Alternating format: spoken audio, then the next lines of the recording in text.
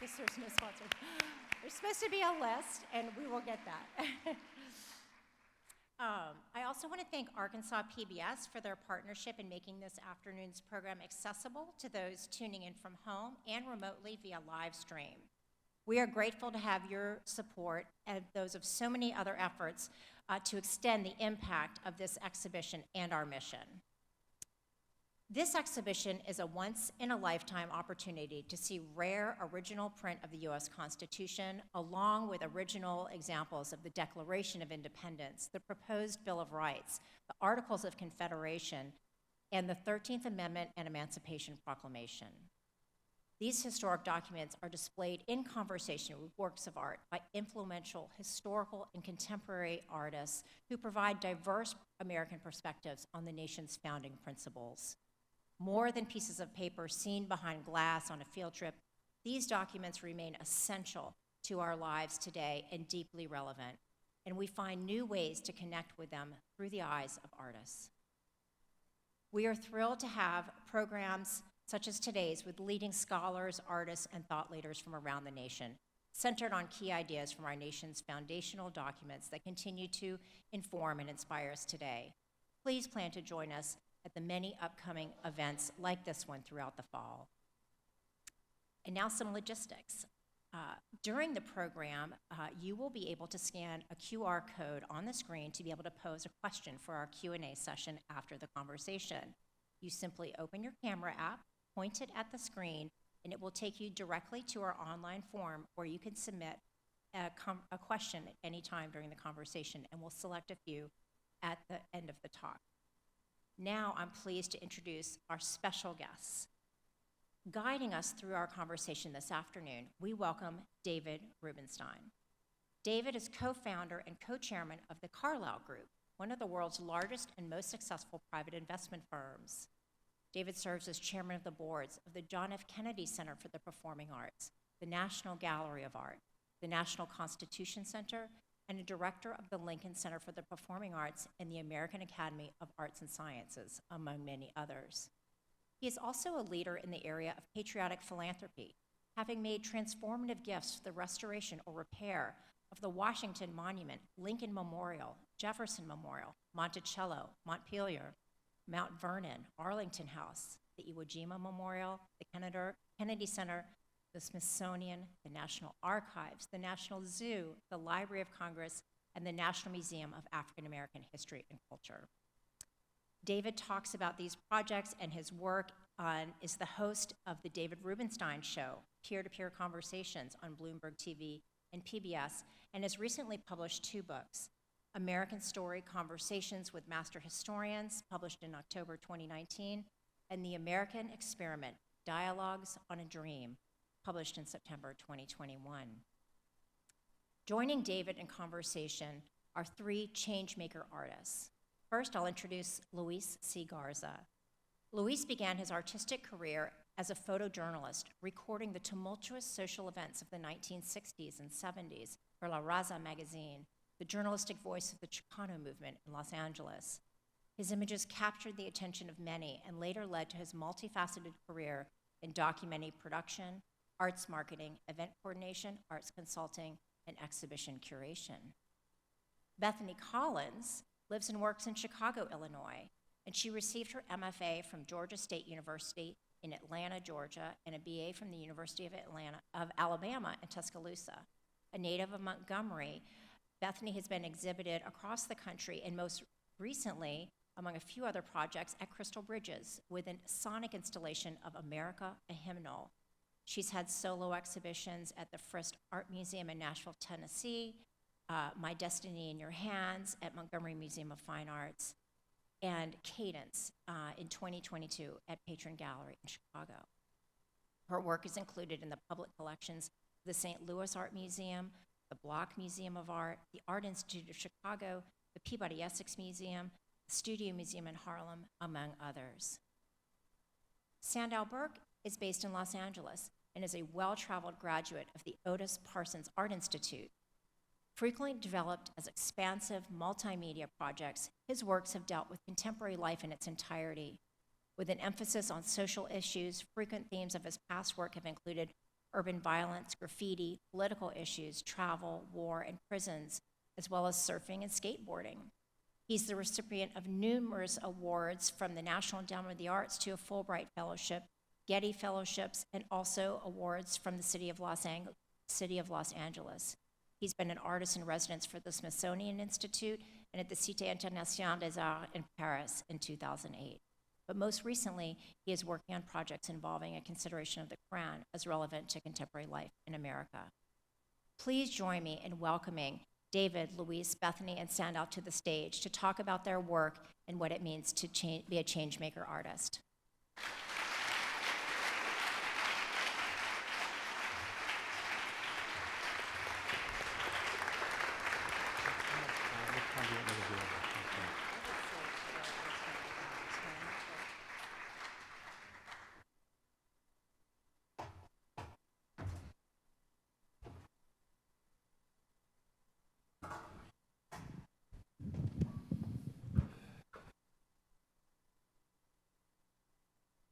Okay. So, you can tell I'm the only non-artist here with this suit. I only have business suits. I'm amortizing them all. So, how many people have never been to Crystal Bridges before? Anybody? Wow.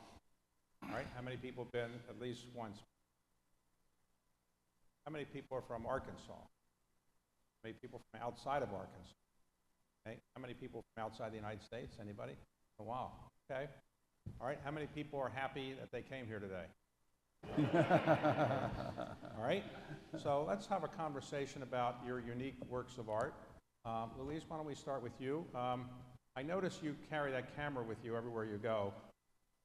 So, is that a habit? Or when did you start carrying that camera? I started carrying this camera from the very beginning when I first picked up a camera in 1967, 68. I started with a Brownie Kodak camera, a very simple camera.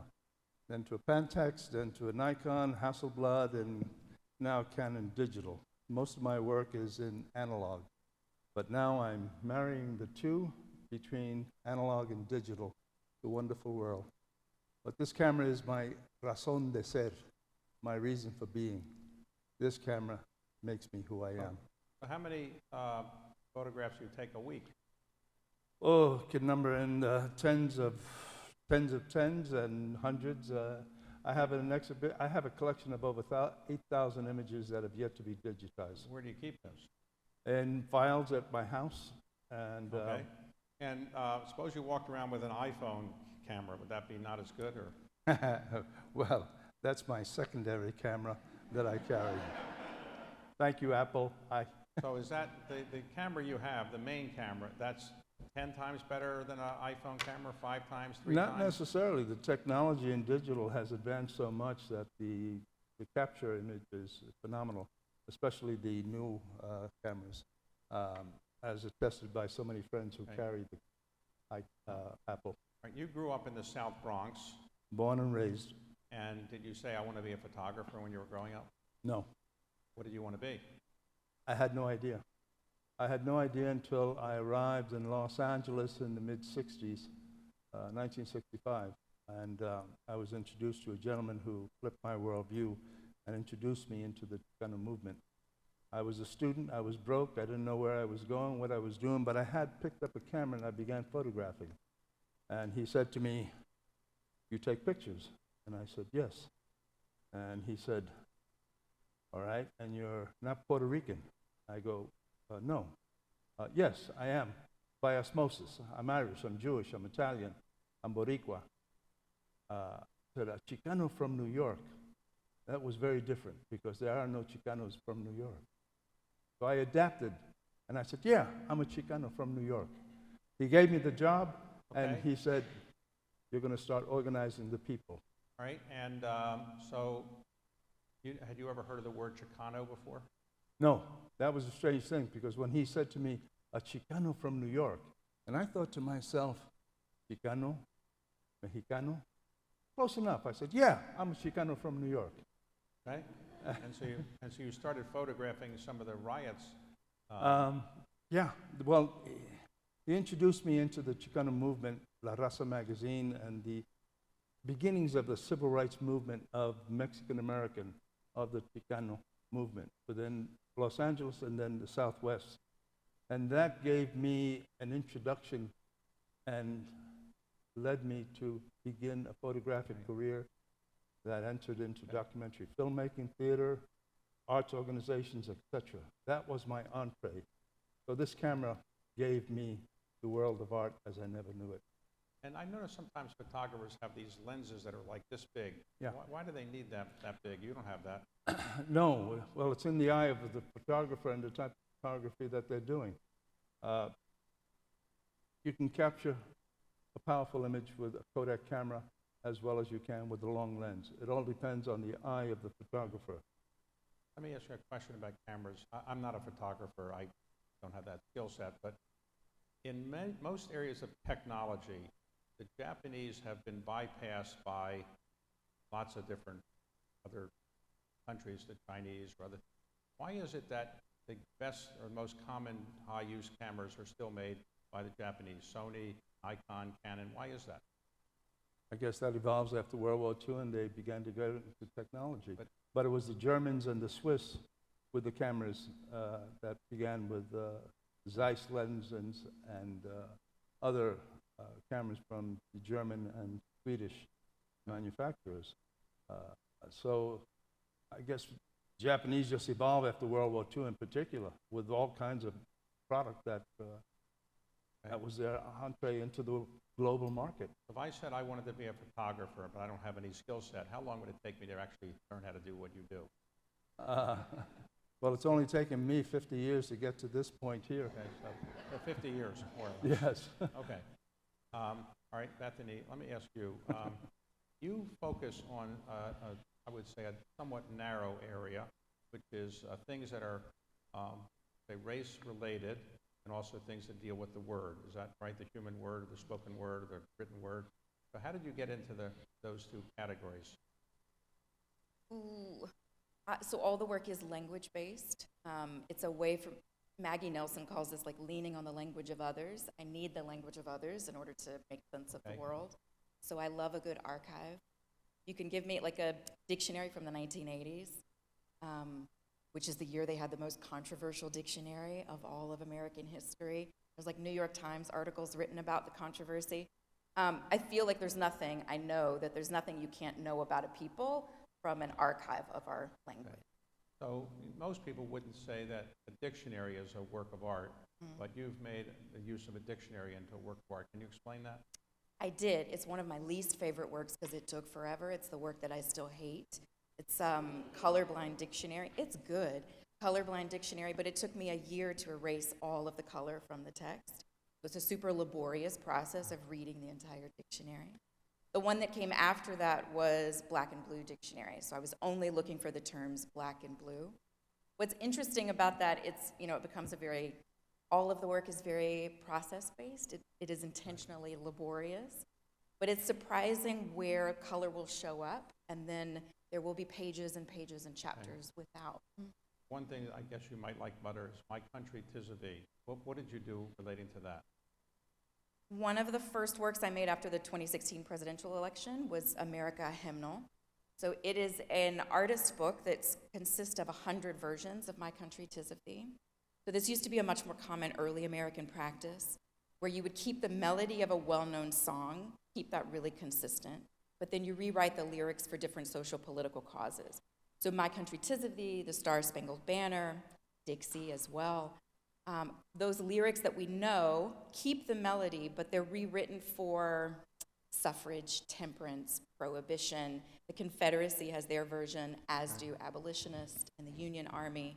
And so I bound 100 of those versions together so that they could not escape one another. They forever must abide one another in opposition. Now, Leonardo used to get paintings by commission. He would get commissioned and he would paint something. Do artists today like you, do you wait for somebody to call you up and commission something, or do you just say, I have an idea, I'm going to do it, maybe I can sell it to somebody, or I just won't sell it, I'll just keep it? How do you work? I work from, that hymnal work is based on that kind of realization of the fragility of democracy after the 2016 presidential election, and a feeling of a kind of betrayal of one's country, love of and also betrayal, and wanting to make sense of that moment. And so binding those versions together for me was a way to it's like, oh, and we've never always agreed. We have rarely been in a kind of 100% unanimity, right? So A people- unanimous kind of song. But- So I make the work in order You to the make work and sense then of the you talk world. to somebody and you're like a gallery and they say, well, maybe they'll sell it, maybe then, or do you wait for somebody to call you and say, I'd like something like this, can you do it? You know, when you wait for people to call you, they usually have a lot of opinions about what they want you to make. So you just keep making. Okay. Yeah. Okay, now, Sandow, you are, can you explain, you have an unusual first name. I don't know that many people with the first name Sandow. Where did you get that name from, other than your parents? But where did they get it from? It was my mother's last name, and it was a family of all women, so when siblings died, there would be no one with that name. Okay, did you ever ask her when you were a little boy, the unusual first name? No. No, you never mentioned it. Okay, so when you were growing up in Southern California, you were a surfer boy. Yeah, I still am. And so you were surfing all the time. Are there a lot of surfers who turn out to be great artists? Great? I don't know. There's more than you would think. I mean, surfing's pretty common activity in California, and most of my friends are artists, many of them, sir. Right, you specialize in a number of different areas, but they are, I'll let you describe it, but you've done things that are quite unique. For example, take the English language version of the Quran Yeah. and then paint or illustrate 240 some pages Yeah. of it. Why did you think the world needed a illustrated English version of the Quran with modern paintings or modern illustrations in it? It's not a short answer, but the project I did before that was all about the war in Iraq, when the war in Iraq was going on, which I was very much against when George Bush was president. And then I spent many years engaged with the war in Iraq, and eventually, you know, listening to the radio and people discussing after 9/11, oh, you know, Islam is at war with Western civilization, it's a violent religion, it's incompatible, and all these things. And I started to think, you know, as a surfer, I do a lot of traveling to go surfing, and I started counting like how many times I had been to Islamic countries, and I think it was 10 or 11 times to go surfing. And I said, you know, I've been to the Islamic countries, and I've had fantastic time and made wonderful friends and eaten amazing food, and I said, this isn't the way that I've experienced Islam. So I went to the bookstore and bought the Quran, and I started reading it, and it was just, you know, the first impression was it was remarkably similar to everything we knew, and I said, more Americans should read the Quran. Okay, but it took you 9 years to do that. That wasn't intentional. So were you doing other works of art during that 9-year period of time, or Yeah. how do you support yourself waiting for a 9-year work of art to be completed? Well, the only way I make money is doing art shows, so I thought it would take me 4 years.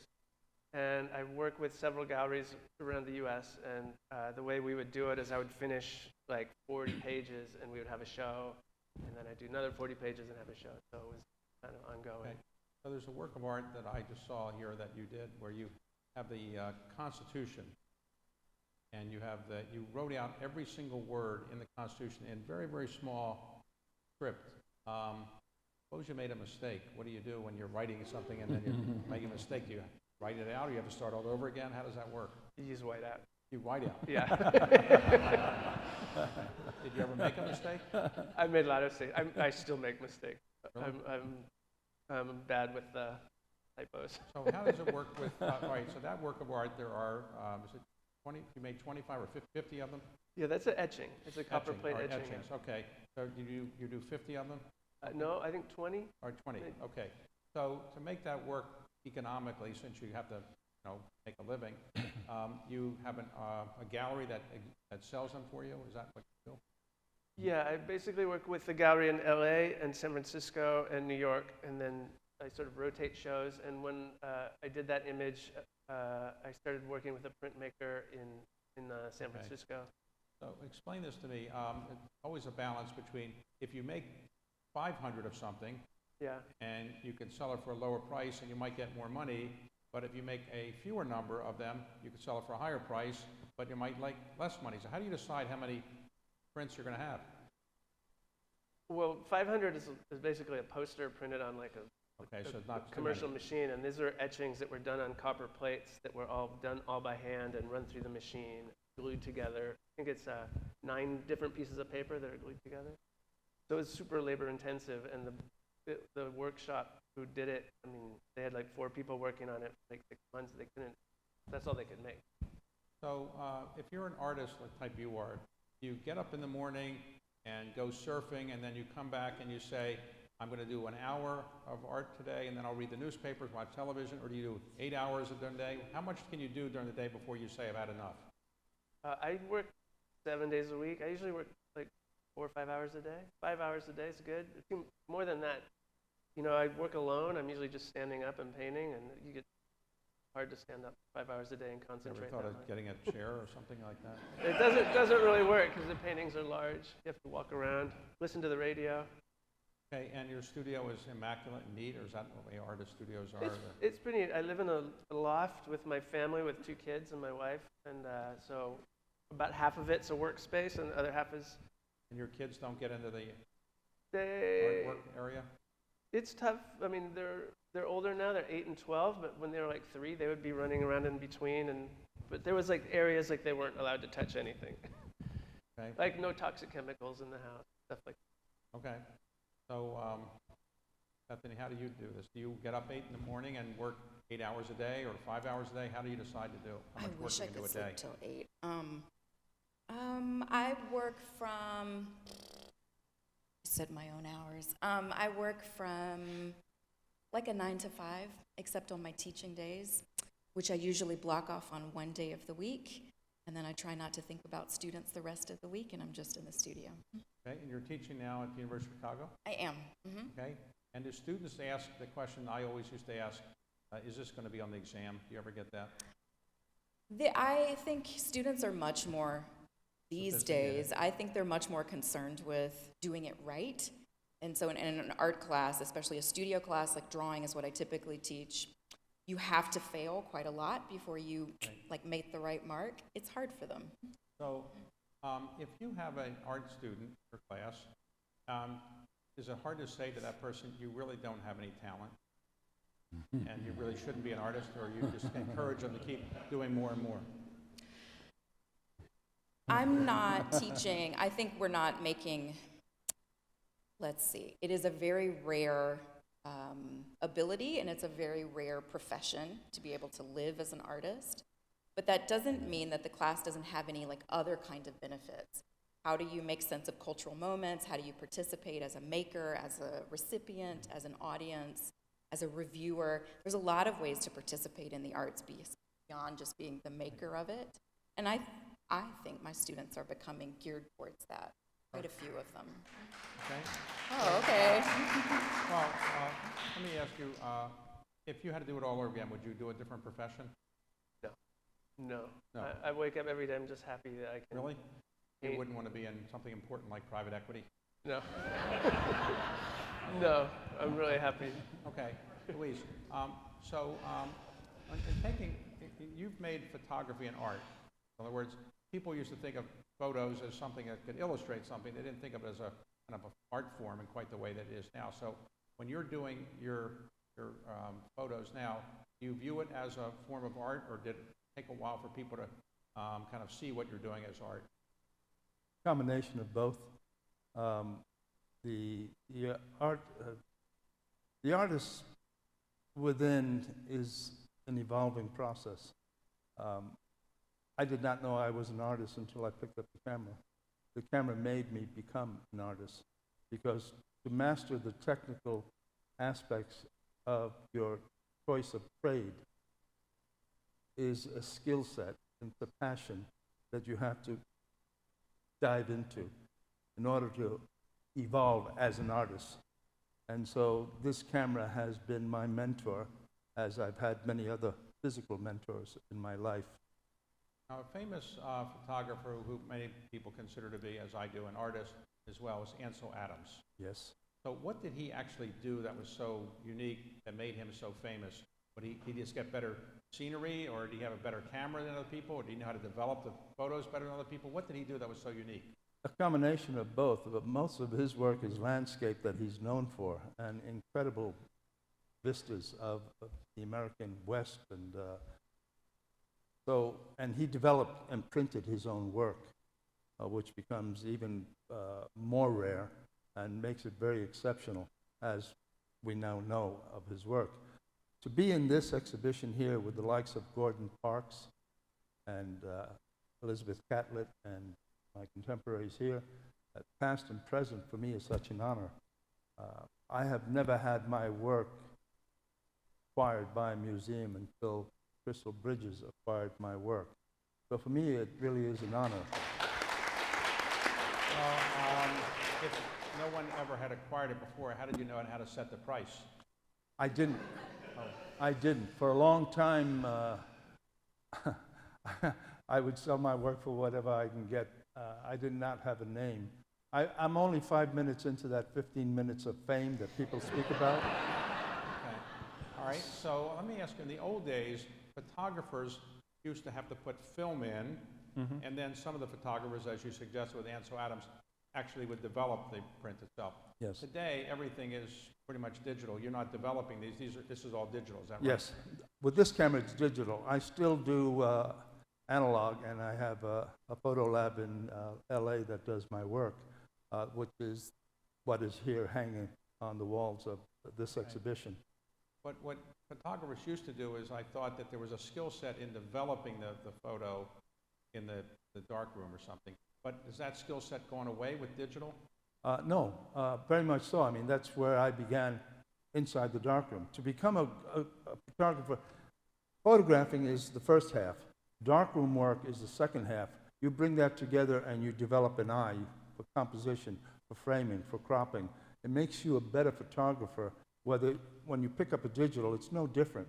You still have to compose. You still have to frame. You still have to see the subject matter in order to capture that moment that stands out above all. But you have to take 1,000 shots before you get that one shot that means something, that has any kind of Okay. meaning. So if you go to a dinner party, do you show up with a camera around you, or you don't do that? Sometimes I do. And the people, what do the hosts say? They say, "You're not going to take pictures of my house, are you?" or something like that. Not unless they're wanted by the police. Sorry. So in your case, you do a lot of photographs of historic-related events. So like when you were photographing the student protest in the Chicanos when you first started, those became very historic after a while. They did, and they are becoming even more so now, especially since we had the La Raza exhibition of the newspaper archives of over 30,000 images at the Autry Museum in Los Angeles. And so that exhibition was the king tut of Chicano photography. It presented photography from our point of view, from our sensibility, in a manner that had not been done before. However, my photography, in particular, is not only the Chicano student movement or the activists or the civil rights movement, but I cross into New York, I cross into Europe, I cross into Budapest, Hungary, where I photographed David Alfaro Siqueiros, the Mexican muralist. So my work is international in scope. So if you want to photograph somebody, do you have to go ask them permission? Can I photograph you? Or what do you just do? Just go up and take pictures? In some cases, in most cases, it's very instantaneous. It's a one shot. Or if not, it becomes a roll of film or 2 rolls of film, because the subject matter and I begin to really gel. And other times, you got to take the shot as fast as you can, particularly during demonstrations and those activist sceneries where you don't have time to compose. You have to take it on the fly. So you have to be quick. Your sensibilities have to be agile. Suppose you're at a protest and you're taking photos, and then do you ever have that problem if somebody hits you or come up to you and say, "I don't want photographs," they push you to the ground? That happens. That happens. That happens, yeah. It happens with the LAPD, the Sheriff's Department. It happens with individuals. It happens with people who don't take my photograph. Or why are you taking my photograph? And others who just begin to strike a pose, as So, like Madonna a- would say. Well, if the LAPD says, don't take a picture, what do you do? I still take a picture of them. Yeah, okay. And you have others in your family that are interested in photography? No, no. My family is very humble beginnings from Navajo, Coahuila, Mexico, and South Texas, who migrated to New York in the 1920s. They were blue-collar workers. My mother and father were just blue-collar workers. It was a small colonia of Mexicanos from my mother's and father's side in New York. I grew up in inside the house it was Mexican, outside it was everybody else. So when I came out to Los Angeles in the mid-'60s into a community of Mexicans, there were so many Mexicans, I had never seen so many Mexicans in my life. And so I gravitated to that, and I became enmeshed, not only with Chicanos, but with Latinos in general, and a whole mixture of people. What were your parents doing in New York? Didn't they know they were supposed to be in California or something like that? No. They took a boat, a coastal ferry out of Galveston, Texas in 1920 and hugged the coast and came up to New York City. That's how my family began. There was no interstate highway. There was no railway system. So it was a coastal ferry up to New York in the 1920s. And did your parents live to see how you became pretty prominent in the photography world? No. Well, my father saw a photograph of me with a camera around my neck standing over a dead body in one of the demonstrations. And my father sent me the picture from the New York Post and from a Mexican journal and said, "Mijo, what are you doing? What's this about?"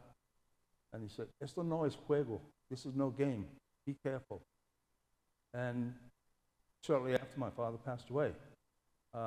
But that was the only time that my father realized, or my mother realized, that I was involved within the Chicano movement and the activism that I was beginning to take on.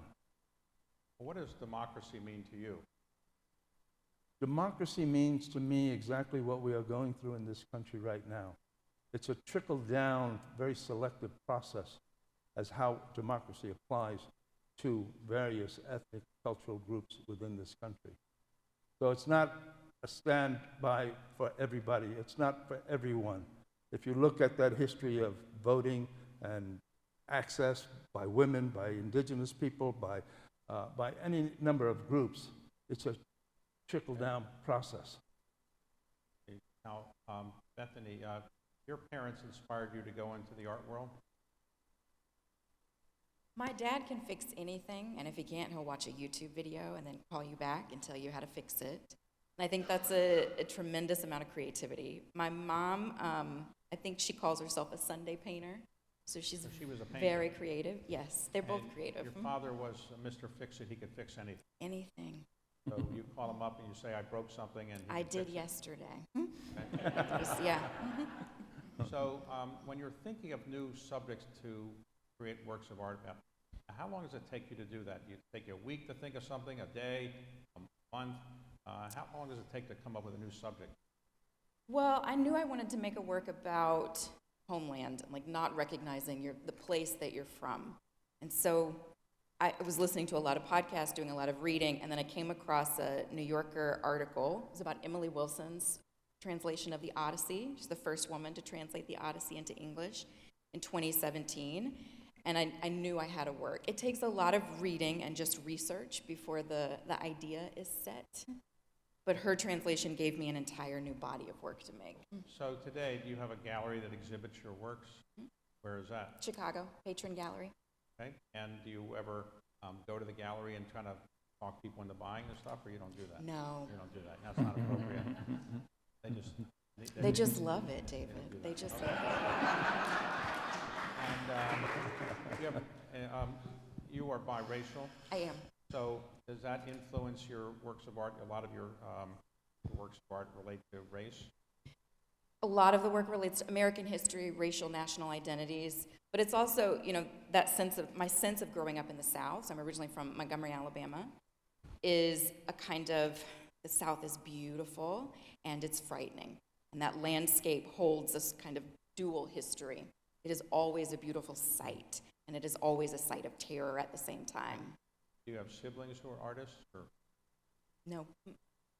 Lawyer, teacher, no. important things like lawyers? Other important things, Okay. yes. Sandal, let me ask you, you came up with the idea of painting the state prisons in California. Yeah, I did, yeah. Why did you want to do that? Oh,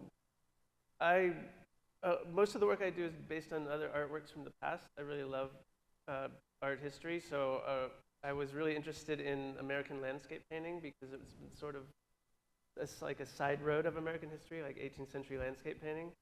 So I was reading all these books about like Albert Bierstadt and Thomas Moran and that kind of stuff. And then I was driving in my car, and on the radio they mentioned that California had the highest percentage of its population in prison of anywhere in the world. And that sentence just like struck me as I was thinking about the American West and these landscape paintings, how beautiful it was, and about how the idea of, you know, it used to be that you'd go west, go to California, strike it rich, eat the oranges, find gold in the ground, and then 150 years after the gold rush, it's the most imprisoned people in the world. And I just thought, I'd never been to a prison. Maybe I'll go see one.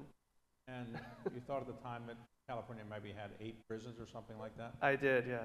And how many does California have? They have 33 state prisons and 8 federal prisons and countless county jails. And And did you go and paint every one of them? I painted every single state prison. I went to every single one, yeah. And what happened to the paintings? Sell them, or are they somewhere? Most of them are sold, yeah. It was a big exhibition. It was called Prison Nation, and the beautiful landscape paintings of every prison in California. When the Iraq War came, you painted a unique set of paintings where you painted the Iraq War as if it had been painted by historic painters. Is that right? Yeah. So how did you do that? Can you explain that process?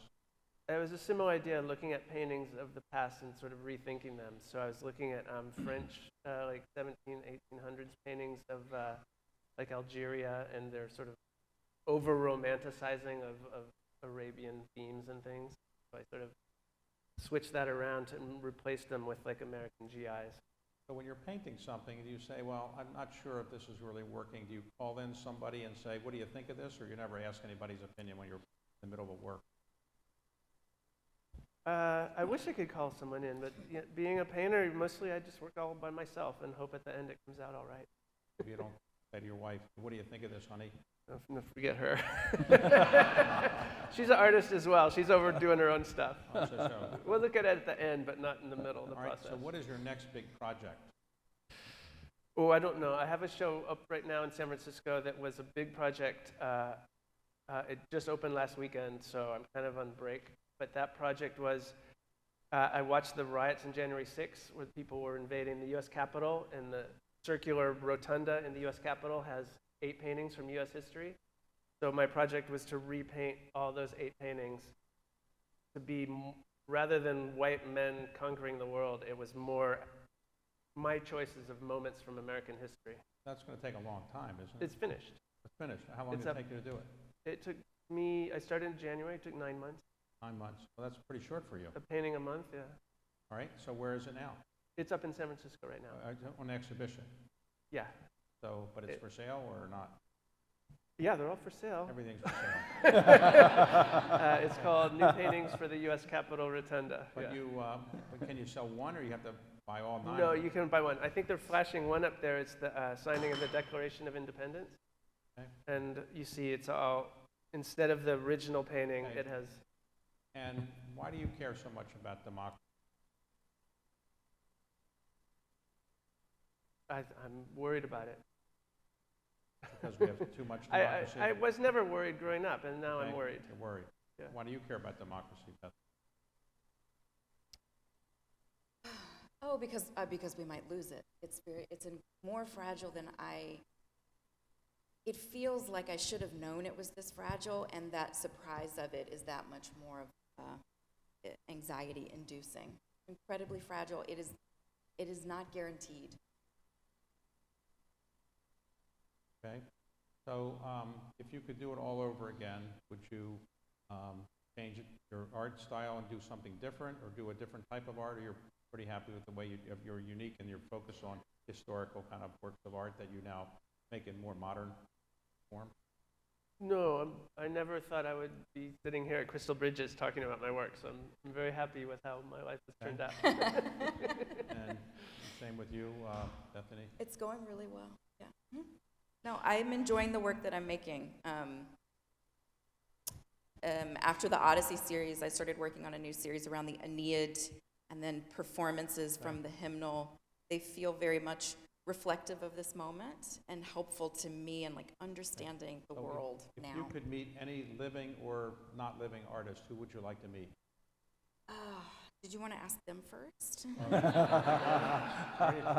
If you could meet any living or not living photographer, who would you like to meet?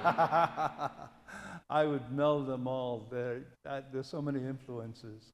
Alvarez Bravo, Dorothy Like, Lang. There's so many artists, so many photographers who have influenced me. I've learned from all of them. I've studied them. That's what got me into photography, the history of photography. There's so many of them. To be, as I said, with Gordon Parks in this exhibition, he became a mentor to me. When I would read Life magazine, Look magazine, and I'd study his work, he was a great influence in terms of that photographic eye of capturing that moment and storytelling. Because that image, when they say a picture has 1,000 words, it is so true. It has even more than that. The backstory to those images is fascinating. So, we have time for some questions from the audience. Are they going to come up by computer or some other electronic device? Have them here? Okay. All right.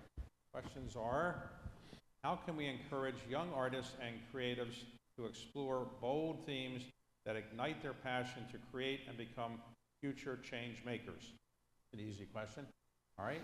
Any thoughts about that? How can you encourage more? I don't know. I have 2 kids. We drag them to art museums every single day, and they hate it. So I don't know. they're pretending Any to thoughts hate about it. that? How we can do that? We could fund arts education. I mean, Instead of cutting it first, don't cut it right away, actually. Okay, any thoughts? Well, the fact that this museum exists and doing what they're doing for the public in this area is a tremendous step. Cultural arts institutions are so important, whether they're local community, whether they're regional, or whether they're museum-wide. It's so important to share. That's the growth process. To see all the children running around here, that's the beginnings. That's the beginning learning. Okay, please discuss the relationship between artist and subject or medium. How does the relationship evolve or define the outcome, compromise, or surprises? So the relationship between the artist and the subject or medium. Any comment on that? No. Yeah. No. I was confused. well, the part that I didn't say about the hymnal is that the other part of the hymnal is that I burned the musical notes out of it using a laser cutter. You can burn about 10 pages at a time without setting the book on fire. I would like to share this information if you're thinking about cutting a book. But that's intentional to the work because it means that, the work falls apart. The more you turn the pages of the hymnal, the more you kind of participate in democracy, the messier it gets. But also, it smells, that burning of that kind of violence of the erasure of the music is embedded in the work. And the burning, the musical notes, they're gone from the text. And so the thing that is supposed to hold the book together, that unifying melody, is no longer there. All that you're left with is 100 dissenting versions of what it means to be American, forever bound in the same text. So the material is intentional to the subject. What was the question? The question is, let's say right now, discuss the relationship between artist and the subject or medium. How does a relationship evolve or define the outcome? But you don't have to answer it. You can give a great answer.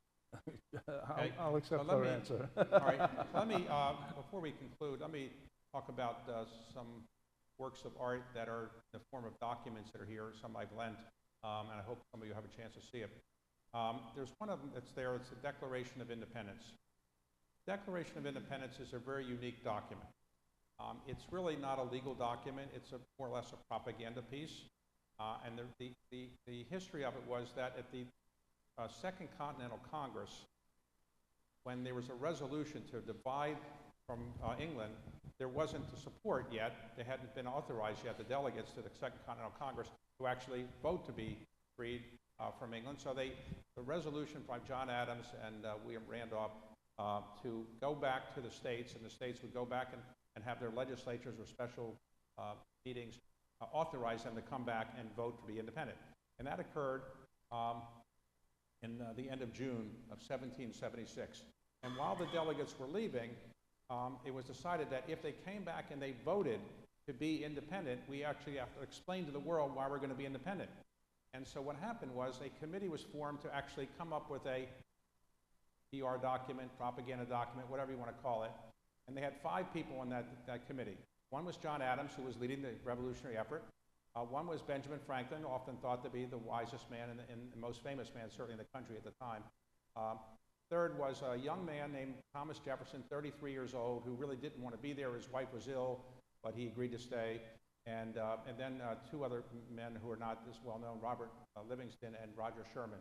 And they met, and ultimately John Adams said to Thomas Jefferson, you should write the Declaration of Independence explaining this, because I'm very unpopular, people don't like me, and also Massachusetts is seen as the place that's trying to lead the revolution, and we should have somebody not from Massachusetts write it, and you're from Virginia.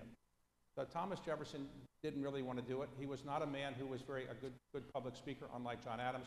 His entire time as President of the United States, he only made one public speech. He had a high-pitched voice. He didn't like to talk in public, but he was a very good writer. So he said, okay, I'll take on the assignment. And like most humans, he was given some time. He was given, I think, about 12 days to do this. He waited to the last 2 days to do it. He was busy doing other stuff. So he sat down, and with 2 slaves that were with him, he had owned during the course of his life 706 slaves. With those 2 slaves with him, he sat down and wrote more or less from memory, though he would say wasn't original, but it was thoughts that had been circulating around the colonies. And he wrote a sentence in there. He wrote 3 parts to it. The preamble, the sins of King George, which was the essence of the document, all the things that King George had done that was bad, and then what we're going to do about it. What we're going to do about it was the big news. We're going to be independent.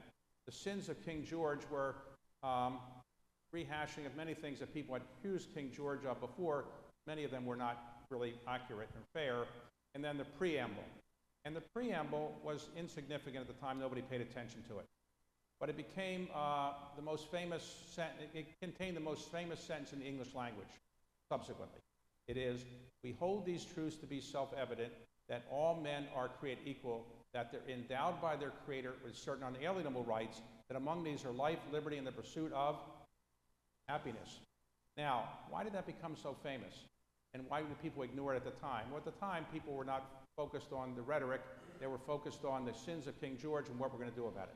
And ultimately, the delegates, when they came back, they voted on July the 4th to be independent. And at that time, they sat down on they actually voted on July the 2nd. And on July the 2nd, July the 3rd, and July the 4th, they actually debated this document that had been drafted by Thomas Jefferson. And they had some 65 amendments to it. And Thomas Jefferson was sitting there, and he was just dying because he hated all the changes. He had written this thing, he thought it was wonderful, and they were sitting there making changes left and right, left and right.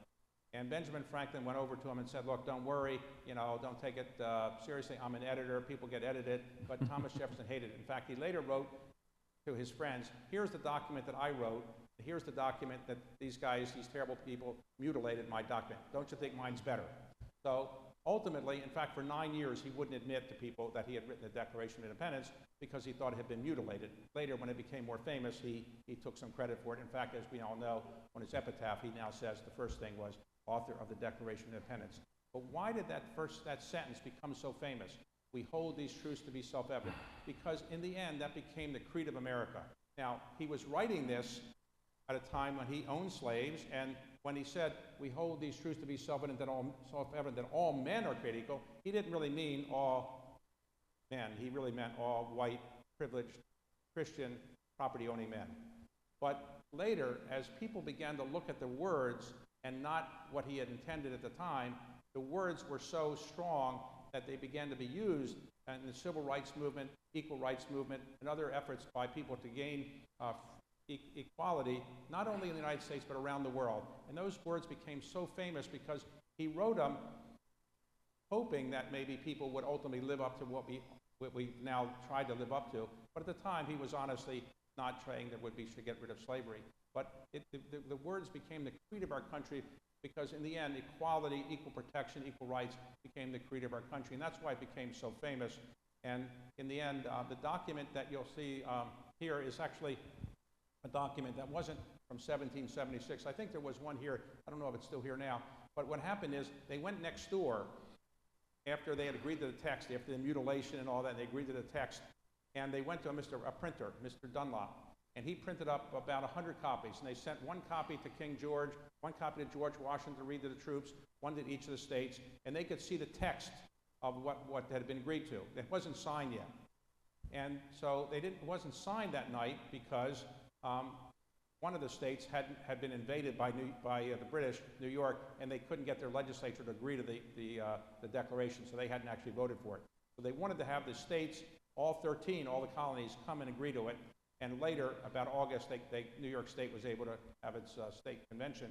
And so in August, they brought the delegates back, and they signed the Declaration of Independence, and that's where you see the famous John Hancock signing, and it's very big because he said he wanted to make sure that King George saw it. And it was treason to do this, and they all recognized they probably could be hung or might be hung if they ultimately lost the war, but they signed it, and then the document was later released. That copy is now in the National Archives, but it's faded beyond recognition because they put it in sunlight for many years, they didn't treat it well, and so forth. So as it was beginning to fade, John Quincy Adams, Secretary of State, the son of John Adams, said we ought to have perfect copies. And so people can actually see this before it fades. So they got a printer in Washington in 1823 to make a perfect copy. He made 200 of them, and there are about 30 of them left. And they are perfect copies. And so when you see in the New York Times on the 4th of July the copy of the Declaration of Independence, what you're seeing is what's called a stone copy. Mr. Stone was the printer, and that's what's in the exhibition here. It's a stone copy.